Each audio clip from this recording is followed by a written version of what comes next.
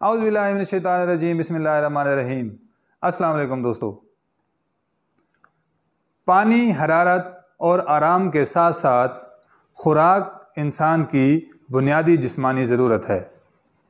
ایک عام صحت مند انسان کے معدے کی لمبائی 12 انچ اور چوڑائی 6 انچ ہوتی ہے، جس میں 0.94 لیٹر یعنی کہ 1 لیٹر سے کچھ کم خوراک رکھنے کی کیپیسٹی موجود ہوتی ہے۔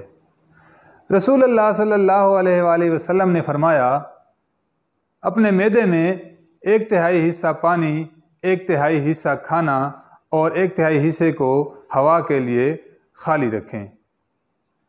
اس سے قبل یونانی طبیب ہپوکریٹس نے 400 قبل مسیح میں بتایا تھا، کھانے کو میڈیسن کی طرح کھانا چاہیے، نہیں تو آپ کو کھانے کی طرح میڈیسن کھانی ہوگی۔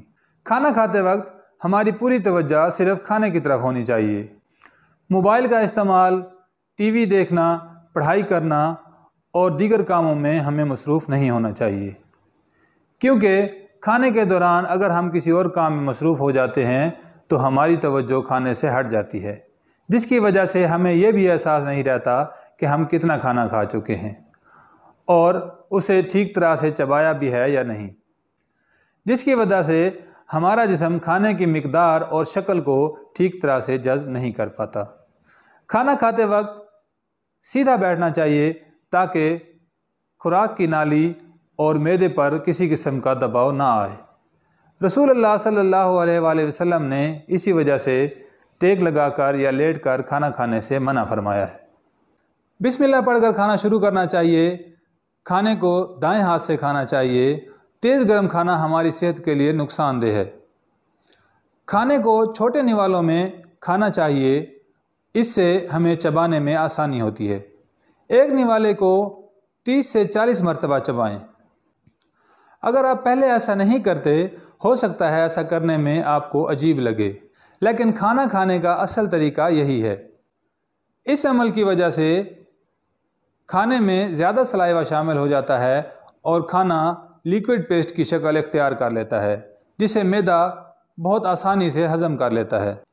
اس کی دوسری لاجک یہ ہے، اس طرح کھانا کھانے کی وجہ سے ہم اپنے منہ میں موجود ٹیسٹ برڈ کے ذریعے کھانے کا خوب لطف اٹھاتے ہیں اور کم مقدار کھانے سے ہی ہماری جسمانی خواہش اور ضرورت پوری ہو جاتی ہے۔ اس کے برعکس اگر ہم بڑے نوالے کھائیں تو ہمارے منہ میں کھانا چبانے کی جگہ ہی نہیں بچتی، جس کی وجہ سے ہم نوالے کو فوراً نگل لیتے ہیں، جس کے نتیجے میں ہمارا پیٹ نیم چبائے ہوئے کھانے سے بھر جاتا ہے، لیکن ہماری مزید کھانے کی خواہش باقی رہتی ہے، جس کی وجہ سے ہم اوور ایٹنگ کر لیتے ہیں۔ اس روٹین کی وجہ سے ہمارا وزن بڑھنے لگتا ہے، گیس، قبض اور جلن جیسے مسائل پیدا ہوتے ہیں۔ پریشانی، غصہ اور بے وقت کا کھانا کھانے کے بھی یہی نتائج ہوتے ہیں۔ کھانا چبانے کے دوران ہمیں منہ بند رکھنا چاہیے، اس سے کھانا کھانے کی آواز پیدا نہیں ہوتی۔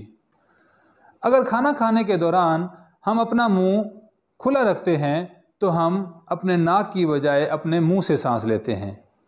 منہ سے سانس اندر لیتے وقت خوراک کا کوئی ذرہ ہماری سانس کی نالی میں جا سکتا ہے، جس کی وجہ سے ہمیں شدید دشواری کا سامنا ہو سکتا ہے، اور سانس باہر نکالتے وقت ہمارے سانس میں موجود کاربن ڈائی آکسائڈ ہمارے منہ میں موجود خوراک میں شامل ہو جاتی ہے اور دوبارہ ہمارے جسم کے اندر چلی جاتی ہے، جس کی وجہ سے قبض، گیس، جلن اور دیگر بے شمار بیماریاں پیدا ہوتی ہیں۔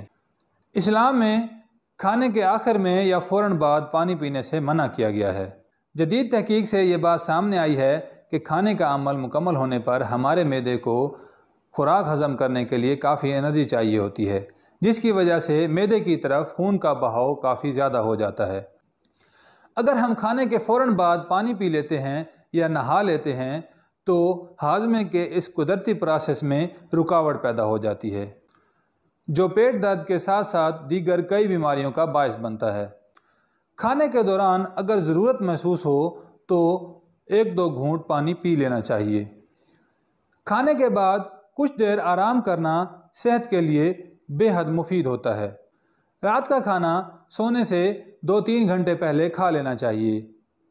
میں نے آج کی اس ویڈیو میں اپنی پوری کوشش کی ہے کہ کھانے کا پروسیس شروع سے لے کر آخر تک مکمل طور پر اور تفصیل سے بتایا جائے۔ کھانا کھانے کے اسلامی اور اس سائنسی طریقے کے بعد انشاءاللہ آپ کو معدے کا کوئی پرابلم نہیں ہوگا، آپ کا وزن بھی نہیں بڑھے گا اور آپ کو دیگر کئی بیماریوں سے چھٹکارا ملے گا۔